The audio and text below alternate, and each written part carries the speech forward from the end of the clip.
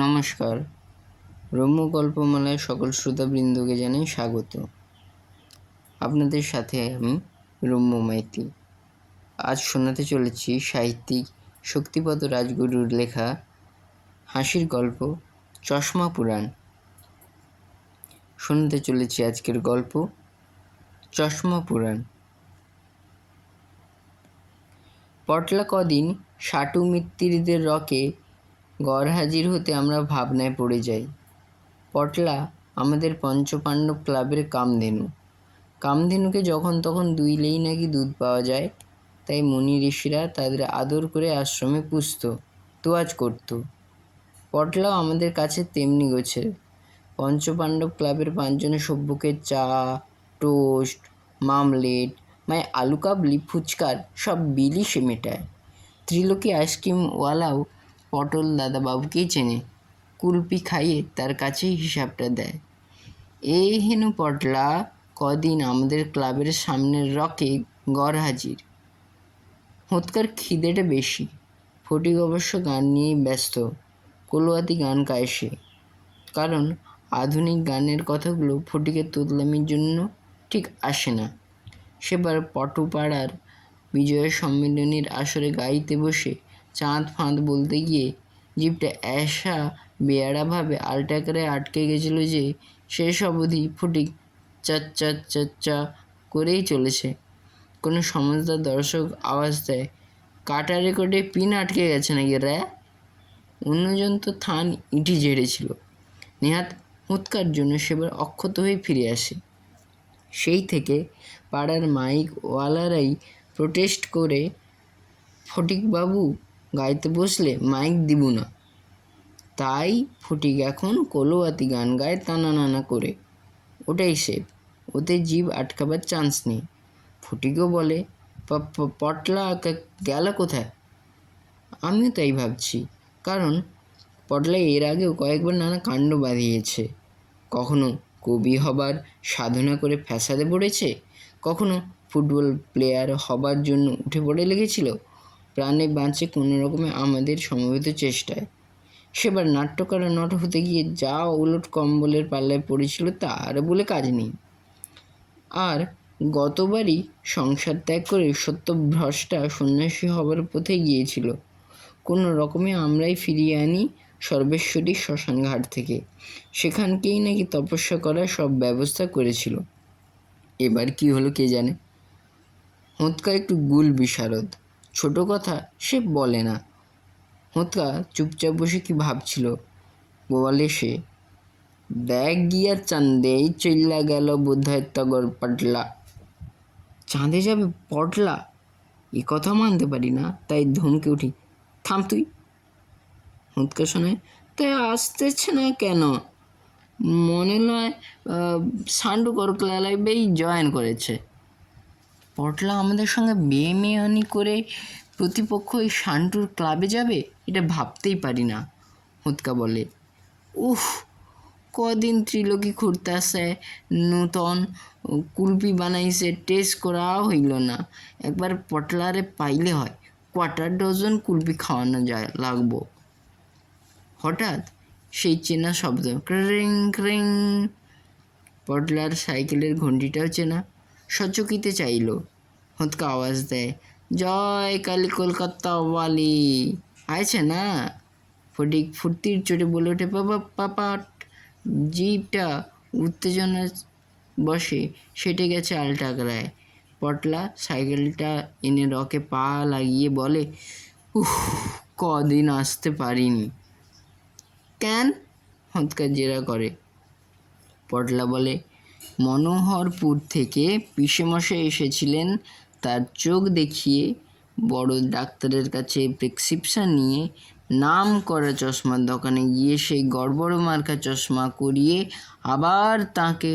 আমি পটলাকে বলি, পোষ, কদিন তাই নিয়ে ব্যস্ত ছিলি, তা তো থাকতেই হবে, চশমা বলে কথা সূক্ষ্ম জিনিস।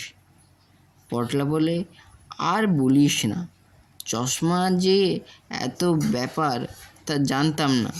কদিন ধরে নাটা ঝামটা খেয়ে দোকানে হতে দিয়ে শেষকালে কাল পিসেমশাইয়ের চশমা সেট করালাম। পিসেমশাই নতুন চশমা পরে গীতা পাঠ করে টেস্ট করলেন। ব্যাস, ওকে। আমিও। হোতকা এতক্ষণ চুপ করে বসেছিল। সে বলে ওঠে, থাম দেহি, এত চশমা লইয়ে কি ফটফট করস? আমরা চাইলাম। পটলার এত নাকাল হবার জন্য ওর এতটুক সিম্প্যাথি নাই দেখে খুশি হয়নি। হোতকা শোনায়, এই চশমা আমিও আমার মেসোর চোখে বহুত মেহনত করে ফিট করাইছি, তাই এই ফিটিংসওয়ালা চশমার কি হাল হইল জানস? আমরা সেই খবর কেউ জানি না। হোতকা বলে, এত লেবার এত ট্রাবল লইয়া চশমাখান এক নিমেষে কমফর্ট হইল। কি দাম ওর ট্রাবলের তাই ক? ফটিক হোতকার দিকে চাইল। পটলা অবাক হয়েছে। তার এত ট্রাবল ও অমনি নস্বাদ হবে নাকি? পটলা শুধু হয়, কী হয়েছিল তোর মেসোমশাইয়ের সেই চশমার? হোতকা উদাসভাবে ভাবছে। হঠাৎ দেখা যায় নটবর ফুচকাওয়ালাকে। কাঁচের কেশে থরে থরে সাজানো গোলাকার ফুচকা, হাঁড়িতে তেঁতুল জলের অমৃত, বগলে শালপাতার বান্ডিল। কদিন পর তার দর্শন পাওয়া যেতে হোতকা ডাকে, আইসো নটবর, পটলা ডজন দুয়েক ফুচকা লাগা। আমি কইতাছি হ্যাঁ চশমার কথা। উফ, ডেঞ্জারাস কাণ্ডখান হয়ে গেল চোখের লগে সামনে। লাইফ ইন ডেঞ্জার হয়েছিল সুন্দরবনে এই চশমার জন্যে।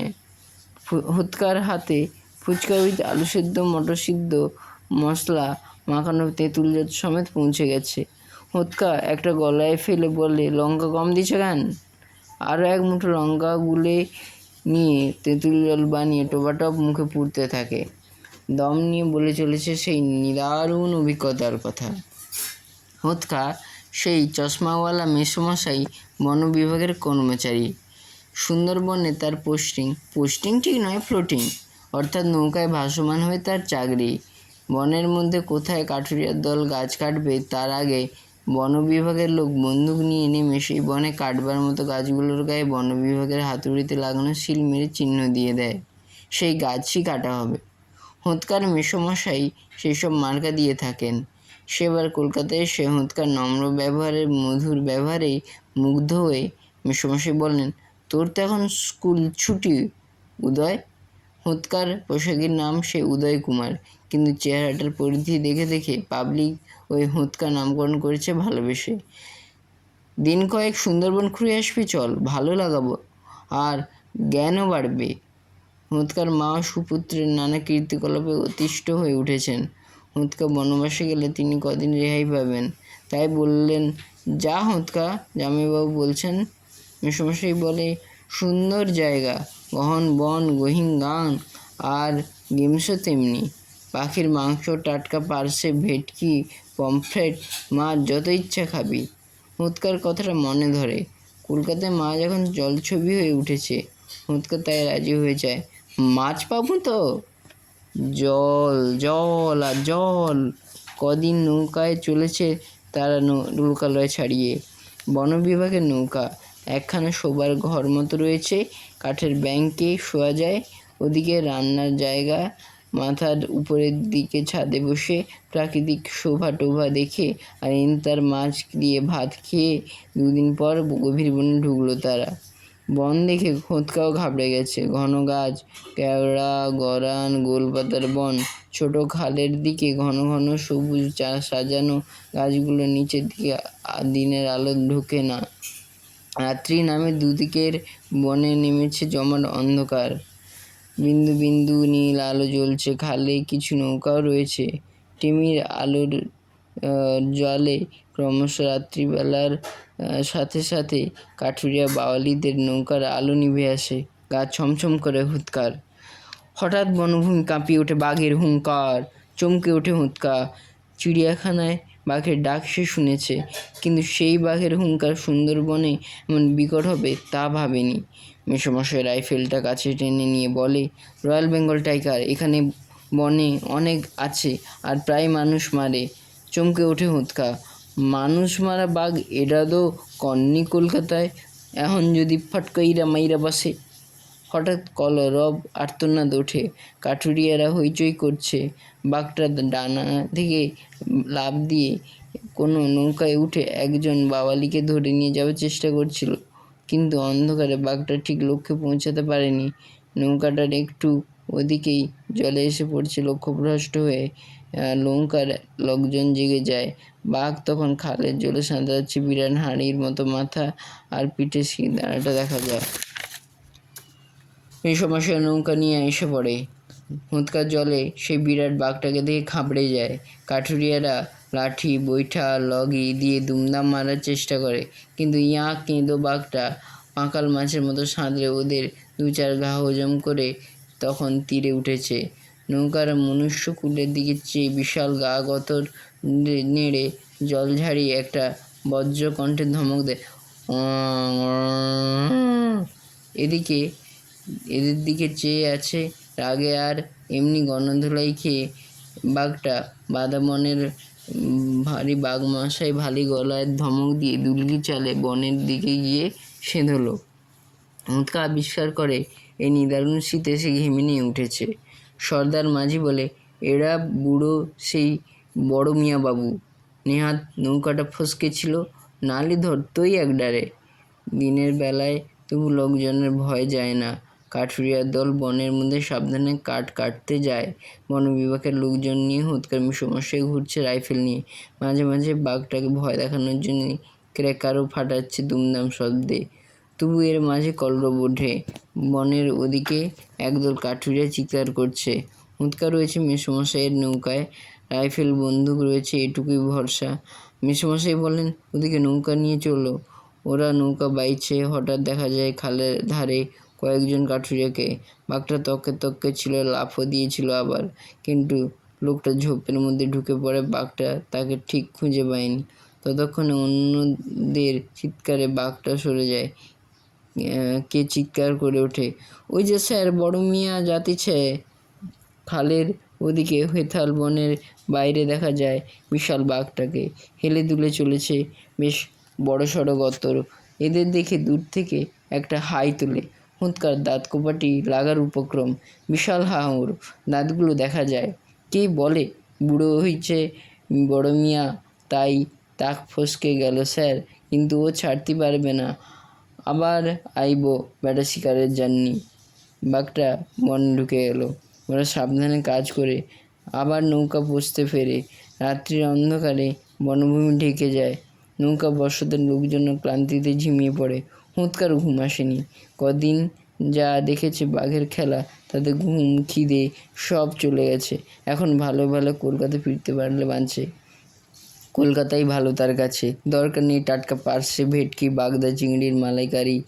বেঁচে থাকলে কলকাতা বসে ফিশ রোল, মালাইকারি ঢের খেতে পাবে। ঘুমিয়ে পড়েছিল তখন হুৎকা জানে না। চাঁদনি রাত। জলের বুকে, নদীর বুকে পূর্ণিমার চাঁদের আলোর দিনের আলোর মতোই ছড়িয়ে আছে। হঠাৎ নৌকাটা জোরে দুলে উঠতে চমকে ওঠে হুৎকা। ঘুম ভেঙে যায়। চিৎকার করার সাধ্য তার নেই। নৌকাটা এবং ওকাত করে তুলছে। হুৎকা দেখল খোলা দরজা দিয়ে বিশাল দেহ নিয়ে সেই বিরাট বাঘটা ঢুকছে। এবার তাকেই ধরে নিয়ে লাফ মেরে বনে ঢুকে যাবে। ভয়ে চিৎকার করতে গিয়ে বুঝলো হুৎকা তার জিপটাও তাদের ক্লাবের সভ্য ফটিকচন্দ্রের জিপটার মতোই জম্পেশ হয়ে আলটাকেরাতে আটকে গিয়ে শুধুমাত্র একটা অস্পষ্ট গোঙানির মতো আওয়াজ বের হচ্ছে। ওদিকে মেসোমশাই ঘুমোচ্ছে তাঁর পাশে ওর হেভি রাইফেল, কিন্তু তার নিদ্রা ভাঙেনি। হুৎকার লেপের মধ্য থেকে ওই জৈবিন শব্দটা শুনে বাদাবনের বাঘমশাই ধমকে দেয়। হুৎকাও থেমে যায়। দেখছে বাঘটা এদিক ওদিক কি খুঁজছে। চাঁদের আলো এসে পড়েছে নৌকার ঘরে। সবই প্রায় দেখা যায়। ভয়ে কাঁপছে হুৎকা। বাঘটা এই দিকে আসছে। তার সিটকে মেসোমশাইকে ছেড়ে দিয়ে বোধহয় একটু বেশি মাংস বাবার লোভে হুৎকাকে ধরে ডিনার সারবে। হুৎকা দেখেছে বাঘটা হঠাৎ টেবিলের ধারে এসে থমকে দাঁড়ালো। টেবিলের উপর মেসোমশাই কলকাতা থেকে তৈরি করিয়ে আনানো সদ্য নতুন চশমাটা রেখেছিল। হঠাৎ সেটাকে দেখেই বাঘ বাবাজি আনন্দে গর্জে ওঠে। সামনে থাবাটা দিয়ে চশমাটা তুলে নেড়ে চেড়ে তার চোখে লাগে এবার খুশিতে ঘর ঘর শব্দ করে ওঠে। হুৎকা লেপের ফাঁক দিয়ে দেখছে বাঘ বাবাজির সেই চশমা পরা বিশাল মুখখানা কেমন খুশিতে ভরে উঠেছে। আওয়াজ করে সে, নড়াচড়াটে নৌকাটা বেজে দুলছে।